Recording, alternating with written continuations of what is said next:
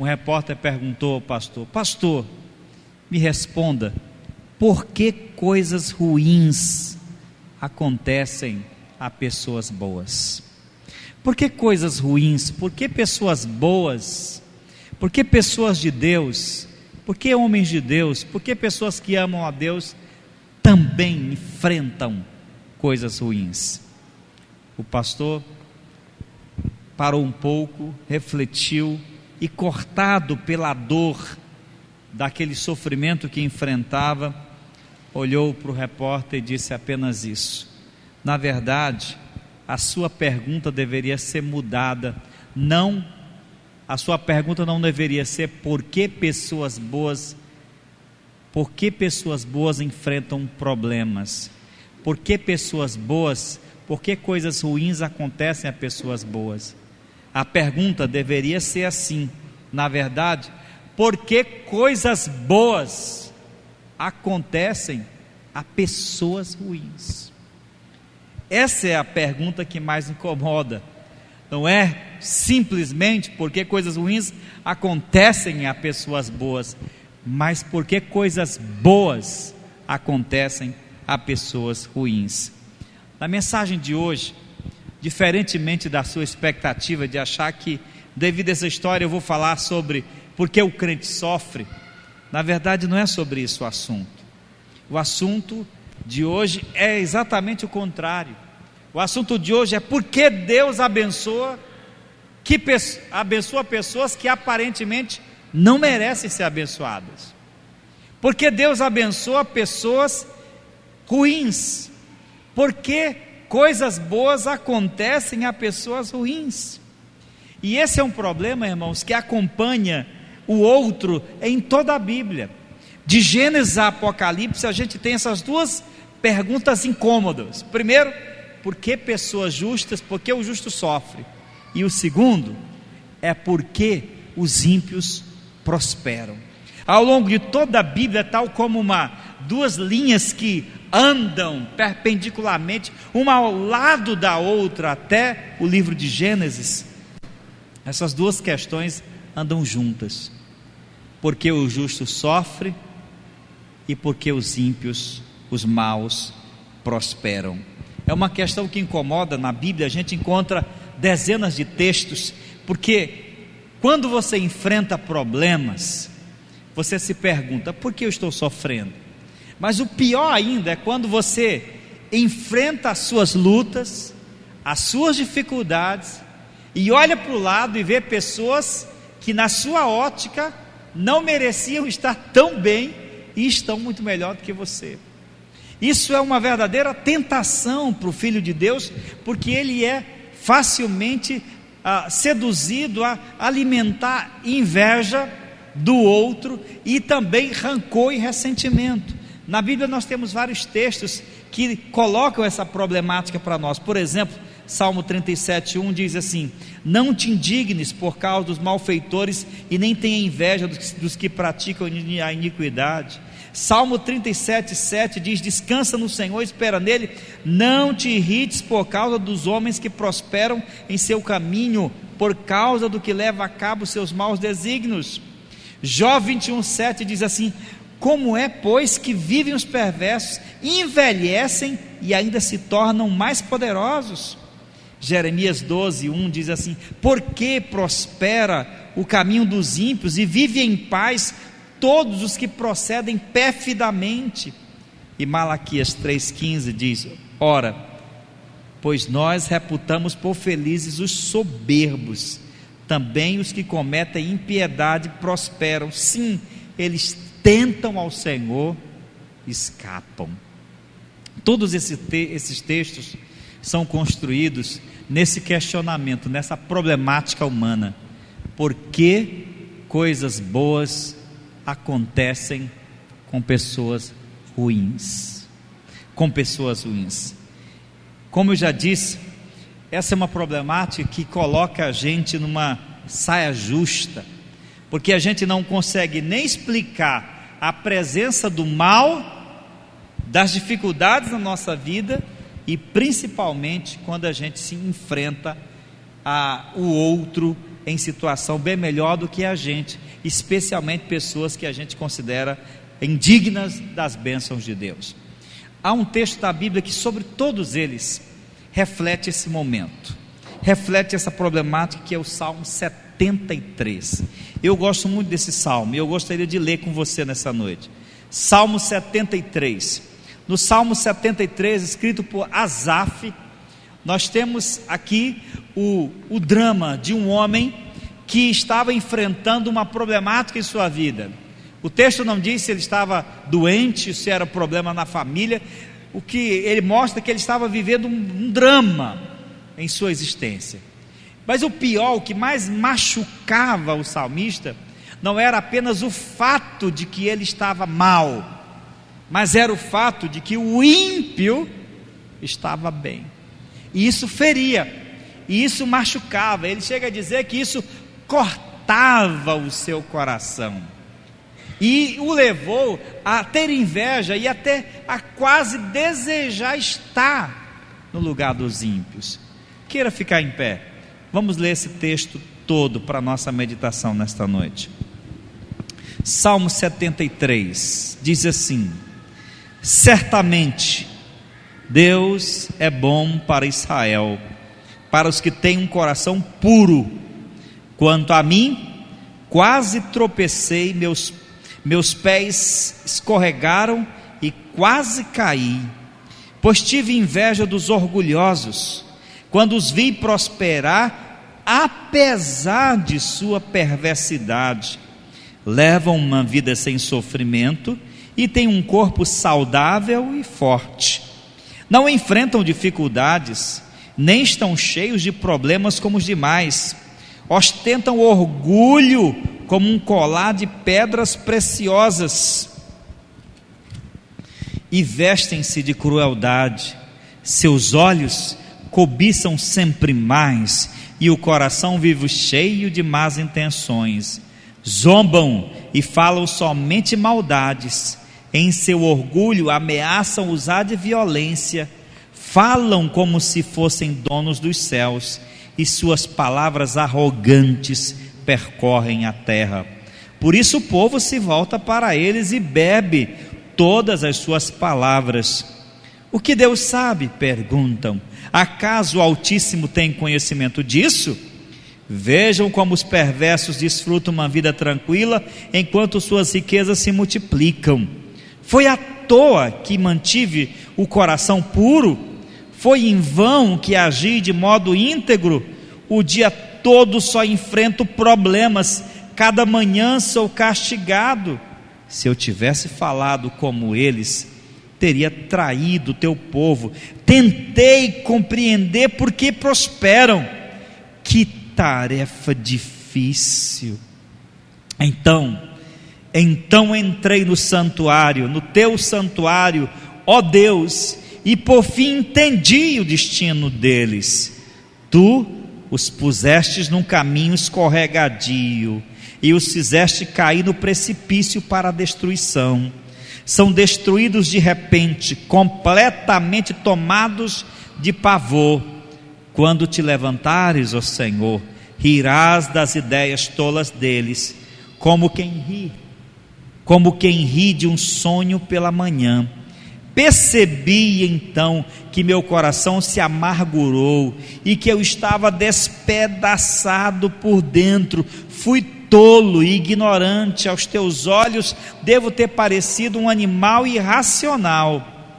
E no entanto, ainda pertenço a ti. Tu seguras minha mão direita, tu me guias com teu conselho, tu me conduzes a um destino glorioso.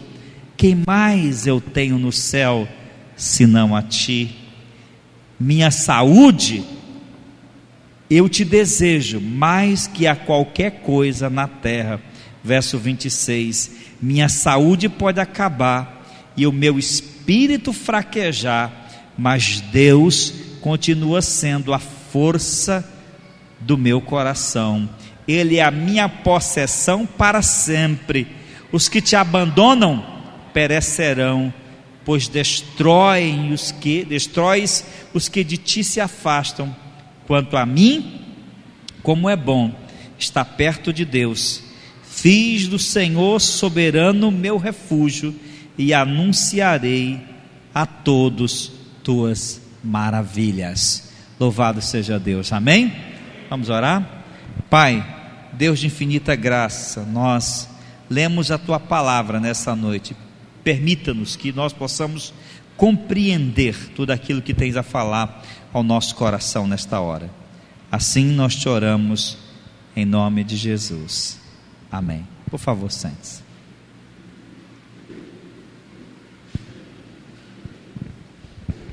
Quem lê com atenção esse salmo percebe claramente o dilema em que Asaf se encontrava.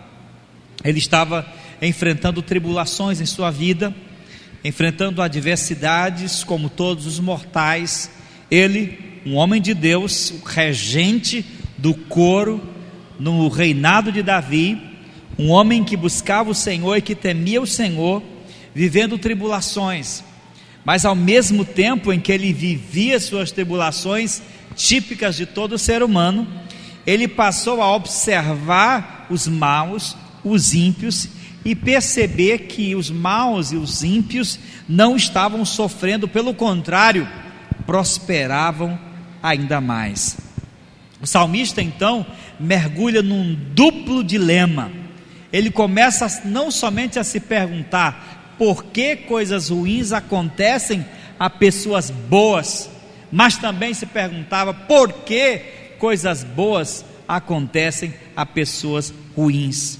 A teologia da época, a concepção no Antigo Testamento era de que, o senso comum é que, e de fato é isso que a Bíblia diz, Deus abençoa os justos e castiga os ímpios.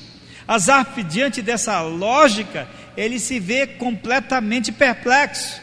O contrário estava acontecendo, quando na verdade ele achava, eu que tenho que ser abençoado e os ímpios serem castigados. Está acontecendo o contrário, e ele entra numa crise de fé.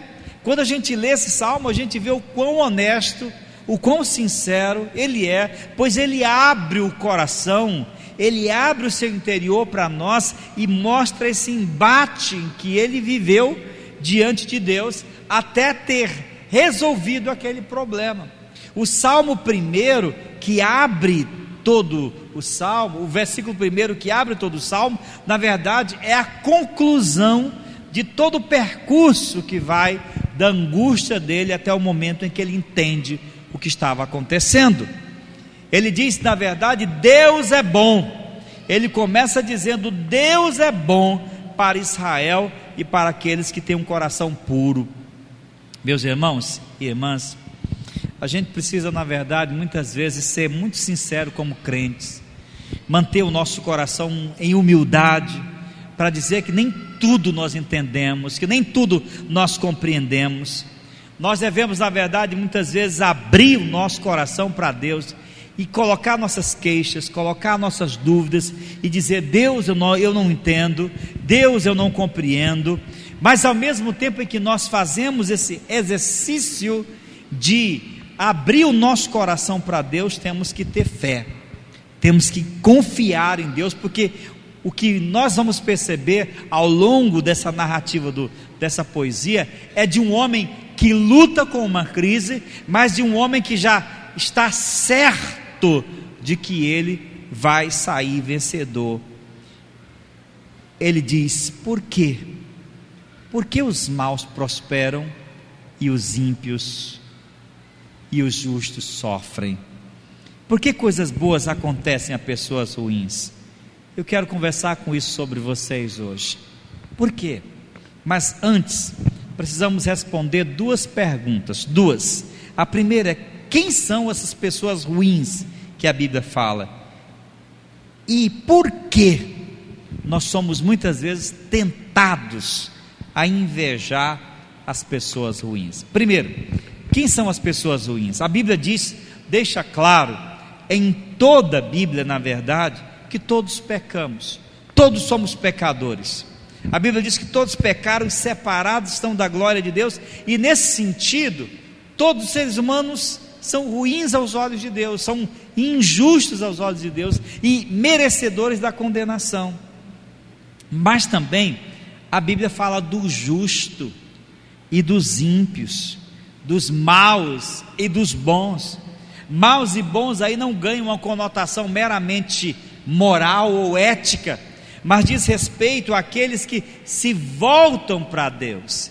C.S. Lewis diz uma coisa interessante, ele diz que no mundo só há dois tipos de gente, só há dois tipos de pessoas: aqueles que dizem a Deus: Deus, seja feita a tua vontade, e há aqueles a quem Deus diz: seja feita a vossa vontade. O que ele está dizendo é que o seguinte: no mundo nós só temos dois tipos de gente: aqueles que se voltam para Deus, que voltam o seu rosto para Deus, que buscam a Deus e que amam a Deus, e aqueles que viram as costas para Deus. No mundo nós só temos esses dois tipos de pessoas. E quando a Bíblia fala de justos e injustos, de bons e de maus, ela está se referindo a essa conotação espiritual. Os maus, os ímpios, na Bíblia são aquelas pessoas que se esqueceram de Deus, que deixaram Deus, que abandonaram a Deus e que vivem suas vidas totalmente alienadas deles. Pessoas ruins, portanto, são aquelas que, embora pecadoras, elas voltam o rosto, elas se voltam contra Deus e abandonam a vontade de Deus. E o salmista descreve, traça um perfil para ela, traça um perfil dessas pessoas que deixaram de buscar a Deus. Ele diz: são cruéis e orgulhosos, são cobiçosos e mal intencionados, são os zombadores e ameaçam com violência, são extremamente arrogantes, não demonstram nenhum temor para com Deus. É tudo isso que ele descreve. Ele olha para essas pessoas que, para ele, diz: essas pessoas não merecem o favor de Deus, essas pessoas não merecem a bondade de Deus, essas pessoas não merecem o pão que elas comem, elas não merecem o sol que brilha sobre a cabeça delas, elas não merecem o ar que preenche os seus pulmões, elas não merecem a segurança que Deus lhes dá, elas não merecem, porque elas viraram as costas para Deus. Quando a Bíblia fala de pessoas ruins, de pessoas más, ela fala de pessoas que deixaram a Deus e passaram a viver do seu jeito. À luz da Bíblia não são apenas aquelas que falham moral e eticamente, são aquelas que decidiram virar as costas para Deus e viver a vida do seu próprio jeito. Eu não quero saber do que Deus pensa, do que Deus quer, do que Deus exige de mim, eu quero viver do meu jeito. É esse tipo de pessoa que que a Bíblia chama de ímpio, chama de pessoas injustas, de pessoas más, pessoas que querem caminhar da sua própria maneira, esquecendo-se da vontade do Senhor. São essas pessoas que o salmista enxerga e vê que elas prosperam, e vê que elas crescem economicamente, e vê que elas são abençoadas materialmente, e ele entra naquela crise: por que essas pessoas prosperam enquanto eu sofro, enquanto eu passo por essas adversidades? Pessoas ruins são, em síntese, pessoas que vivem como se Deus não existisse. Lá em Lucas, Jesus conta a parábola do rico insensato, um homem que plantou uma grande plantação, e naquele ano Deus abençoou com a chuva, com o clima, com os recursos adequados, e a plantação dele começou a dar frutos, e ele começou a colher, e ele teve que construir celeiros, e mais celeiros, e mais celeiros, e quando terminou toda a colheita, ele tinha dezenas de celeiros abarrotados de todo o cereal que havia colhido. Então diz o texto, quando ele olhou para tudo aquilo, ele bateu no peito e disse assim: alma, dizendo para si mesmo: agora você tem depósito de comida para toda a sua vida, portanto, agora vá se divertir, vá comer, vá beber e vá folgar. Foi isso que ele disse. Aí Jesus diz assim: naquele momento Deus disse: louco, Hoje te pedirão a tua alma. E o que você tem guardado, para quem será? Observe que nessa parábola Jesus fala de um homem que, a despeito de ter recebido tanta bênção de Deus, ele olha para si mesmo ao invés de olhar para o céu. Ele olha para o seu próprio coração, para os seus próprios esforços e agradece a si mesmo, ao invés de fazer uma oração a Deus por ter recebido tantas bênçãos. Em essência, o ímpio, à luz da palavra de Deus, é um homem, é uma mulher, é uma moça, é um rapaz que não sabe olhar para o céu, que não sabe ver as bênçãos de Deus em sua vida. Em segundo lugar, quando a gente analisa o Salmo detidamente, a gente vê a causa da inveja do salmista. O que mais martirizava Asaf era que, apesar de tudo, essas pessoas prosperavam. Ele disse que coisas boas aconteciam a elas. Ele diz: pois tive inveja dos orgulhosos quando os vi prosperar, apesar de sua perversidade. Então ele começou a descrever uma sucessão de coisas boas que aconteciam a essas pessoas, apesar da perversidade delas, apesar de virarem as costas para Deus, apesar de rejeitarem o amor de Deus, apesar de rejeitarem o temor de Deus, elas prosperavam. Ele olha e diz assim: olha, elas são protegidas do sofrimento, elas levam uma vida sem sofrimento e têm um corpo saudável e forte. Ele olha e diz assim: miserável, nem uma gripe pega. Esse pessoal nem adoecer não adoece, eles não enfrentam dificuldades, eles não têm crise financeira, eles ainda exercem influência sobre os outros. O verso 10 diz que o povo se volta para eles. Ele está indignado por ver que aqueles que se voltaram, que voltaram as costas para Deus, ainda assim prosperavam. A gente olha para o mundo de hoje, a gente olha para a nossa nação, as pessoas mais ricas desse país são pessoas que não querem saber de Deus. O bairro mais difícil de ser evangelizado em Teresina hoje não é o Bela Vista, não é o Promorá, não é o Eduardo Costa, não é esses bairros mais pobres. Sabe qual é? É o Jockey.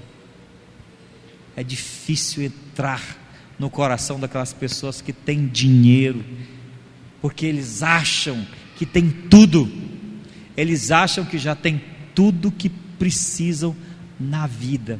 Você olha para a nossa sociedade, para a nossa geração, e olha e diz: essas pessoas, de fato, por que Deus abençoa essas pessoas? Por que muitos ímpios enriquecem, têm poder econômico, têm poder político, têm capital simbólico, e a gente que teme a Deus não tem? Aquilo cortava o coração do salmista, pois ele se perguntava: por que coisas boas acontecem a pessoas ruins? O justo sofria tribulação e o ímpio prosperava a cada dia. A gente precisa entender, a gente precisa compreender e pacificar o nosso coração e entender que os caminhos de Deus são maiores do que os nossos caminhos, que a mente de Deus é mais sábia que a nossa própria mente. Ninguém é capaz de compreender plenamente o que Deus pensa e o que Deus faz, mas precisamos entender que Ele é muito maior e muito mais sábio do que nós. O salmista via sua teologia da retribuição de ponta cabeça. Ele achava: o justo é que tem que ser, é que tem que dominar, o justo é que tem que ser abençoado, o ímpio é que tem que ser castigado, é que tem que ser punido. Mas ele via exatamente o contrário naquela situação. Por isso aquilo, como diz ele, aquilo cortava a sua alma, aquilo machucava o seu ser, aquilo trazia dores à sua vida. Ele parece entrar nessa crise dupla de fé. O dia todo, verso 14, enfrento problemas cada manhã, o dia todo eu enfrento. Então, no meio dessa crise, ele começa a buscar respostas. Como explicar isso? Eu posso imaginar que os vizinhos do Asaf chegavam para ele: Asaf, essa tua religião não está funcionando não. Rapaz, você disse que crê em Deus e eu só te vejo aperreado, eu só te vejo passando dificuldades. Olha lá os ímpios que não querem nem saber de Deus. Olha lá aquele teu vizinho que passa o domingo todo na cachaça, fazendo tudo que é errado e está prosperando. Olha você só vive aperreado, você vive doente, a sua família está com problemas. Eu posso imaginar que tudo aquilo era uma verdadeira tentação, como também o é para nós. A gente se pergunta isso, e de alguma forma, se formos honestos, a gente deve confessar diante de Deus que muitas vezes isso nos incomoda. Porque aquele indivíduo que não quer nem saber de Deus, que detesta a igreja, que persegue a igreja, que condena cristãos, prospera e eu não. O salmista tentou compreender. O verso 16 ele diz assim: tentei compreender porque prosperam, mas ele desistiu. Tarefa inútil, não deu para chegar lá, não tinha resposta, ele não encontrou respostas. Mas o verso 17 diz que ele: até que eu entrei no templo, até que eu entrei no santuário do Senhor, então eu entrei no santuário de Deus e por fim entendi. Todo o dilema do poeta muda quando ele entra na presença de Deus. Então entrei no teu santuário, ó Deus, e por fim entendi. Agora preste muita atenção. A maioria das nossas crises de fé, da nossa caminhada cristã, se dá porque nós perdemos um pouco da presença e da intimidade com o Senhor. Quando nós decidimos ir direto a Deus, quando nós decidimos abrir o nosso coração a Deus, quando nós decidimos fitar a face de Deus, quando nós decidimos encarar a Deus e dizer que Ele sonde o nosso coração, que Ele mude o nosso coração, que Ele abra o nosso coração para ver aquilo que os olhos não veem, é que tudo começa a mudar. A expressão entrar no santuário aí é uma expressão correlata a: eu fui orar, eu fui buscar a Deus. Há quantos crentes que estão vivendo crise de fé, que estão vivendo em dúvidas, que estão a cabeça cheia de dúvidas, cheia de incertezas, cheia de medos, cheia de preocupações, mas continuam a sofrer, porque de fato não fazem o que tem que fazer. E o que tem que fazer? Entrar na presença de Deus, abrir o coração perante Ele, e tudo começa a mudar na vida do salmista quando ele entra no santuário de Deus, e aí ele vai entender o que estava acontecendo. O Asaf encontra respostas em Deus, porque para todas as nossas perguntas, nossas respostas estão em Deus. Ele acalma o seu coração, Ele aquieta o seu coração, Ele acalenta o seu coração quando ele percebe duas coisas. Primeiro, a bondade e a sabedoria de Deus na vida das pessoas. Por que coisas boas acontecem a pessoas ruins? Primeiro, por causa da bondade de Deus. Irmãos, Deus abençoa todas as pessoas. A Bíblia diz em Mateus 5,45, Jesus fala assim: pois Ele, Deus, dá a luz do sol tanto a maus como a bons, e faz chover tanto sobre justos como injustos. Os teólogos chamam isso de graça comum. Deus é o Criador de todos os seres humanos, e da mesma forma como Ele cuida de mim, que Ele cuida de você, Ele cuida de todos. O sol não raia só sobre a minha cabeça, mas sobre a cabeça de todos. Não chove só na minha roça, mas chove na roça de todos. Respiro o ar que todos respiram. A bondade comum de Deus, a graça comum de Deus, é que faz com que todos os homens, de alguma forma, sejam abençoados. E era isso que ele estava compreendendo. Deus é bondoso demais e abençoa as suas criaturas, e supra as necessidades de suas criaturas, bons e maus, os justos e injustos, porque tudo que é bom vem de Deus. Veja o que diz Tiago 1,17: tudo de bom que recebemos e tudo que é perfeito vem do céu, vem de Deus, o Criador das luzes. Tudo vem de Deus. Mesmo que a pessoa não reconheça, mesmo que o ímpio que acha que tem riquezas, que tem coisas materiais, acha que foi ele, acha que a sabedoria dele, a força dele, o trabalho dele, a inteligência dele, mesmo que ele ache isso, não muda nada, vem de Deus, porque tudo que é bom vem de Deus. Até mesmo aquelas pessoas que dão as costas para Deus, elas são abençoadas. A bondade generosa de Deus está sobre todos. Agora, é verdade que em segundo lugar, essa bondade não é salvadora. Deus não vai, preste muita atenção no que eu vou dizer, Deus não salva aqueles a quem Ele abençoa, mas, preste muita atenção no que eu estou dizendo, Deus não salva aqueles a quem Ele abençoa, Deus salva somente aqueles que são abençoados em Jesus. Em outras palavras, as coisas boas que acontecem a pessoas ruins têm o propósito de chamar a atenção delas para Deus.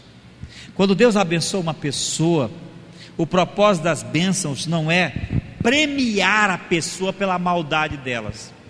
Veja muito bem, quando Deus dá coisas boas a pessoas ruins, Ele não está recompensando a maldade delas.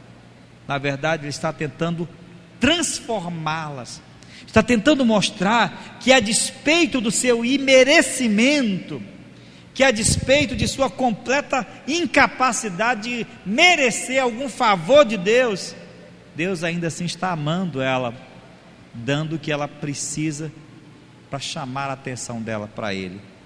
É o que diz a palavra de Deus em Romanos capítulo 2, verso 4, diz assim: ora, ou será que você despreza a grande bondade, a tolerância, a paciência de Deus?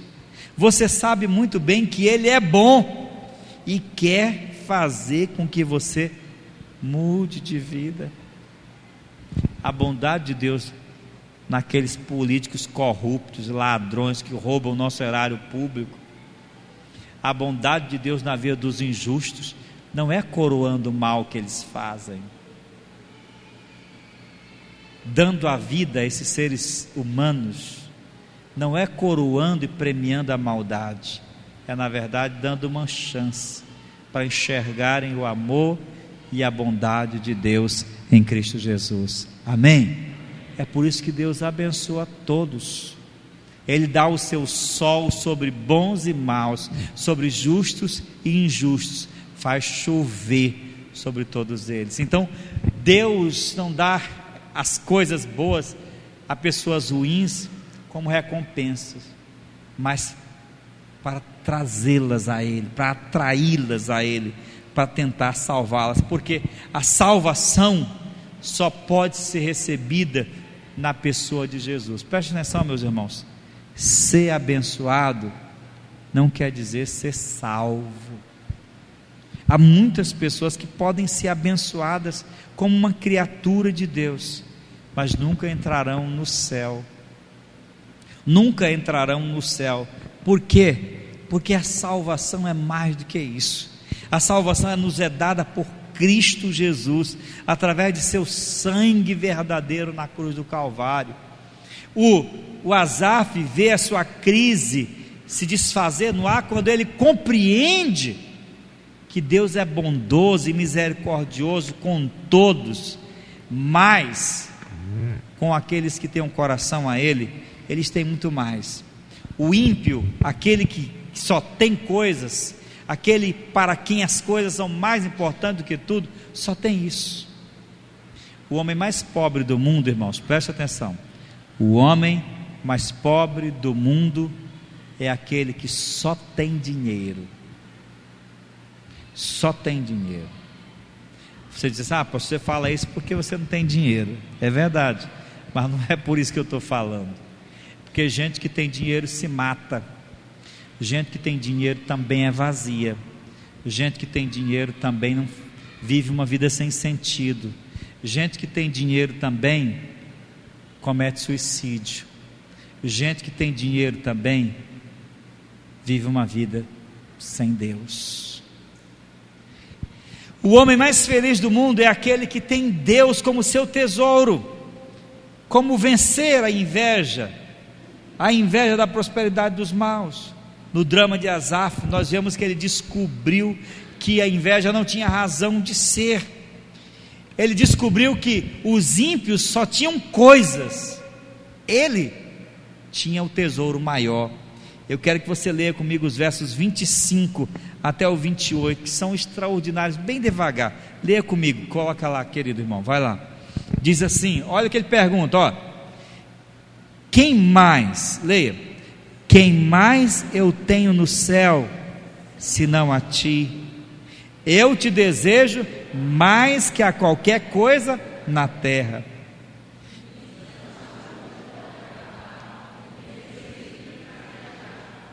Mas Deus continua sendo a força do meu coração. Ele é a minha possessão para sempre. Olha o que ele diz. Deus continua sendo a força do meu coração e a minha possessão, meu tesouro para sempre. Em outras palavras, tudo passou no coração e na mente dele quando ele entendeu que, a despeito do que ele estava enfrentando naquele momento, Deus no tempo certo ia punir os ímpios, e os justos, os verdadeiros filhos de Deus, seriam abençoados para sempre. Porque o maior tesouro que um homem, que uma mulher, que uma moça, que um rapaz, que uma pessoa pode ter nesse mundo é Jesus. Ele tinha Deus, e em Deus o seu maior tesouro. Olhe para mim, Deus é o maior tesouro da sua vida? Jesus é o maior bem que você tem na sua vida? Ou será que para você o seu maior bem é o seu emprego? Ou será que para você o seu maior bem é o seu carro, é o seu apartamento, são os bens materiais? Se o seu maior bem for as coisas dessa vida, você está completamente enganado. O salmista chega a essa conclusão: que mais eu tenho no céu senão a ti? E o que eu quero mais além de ti? Ele tinha Deus como seu máximo e único tesouro da sua vida. Por isso, meu querido amigo, eu quero já encerrar essa reflexão colocando mais uma vez a pergunta: por que Deus? Por que coisas boas acontecem a pessoas ruins?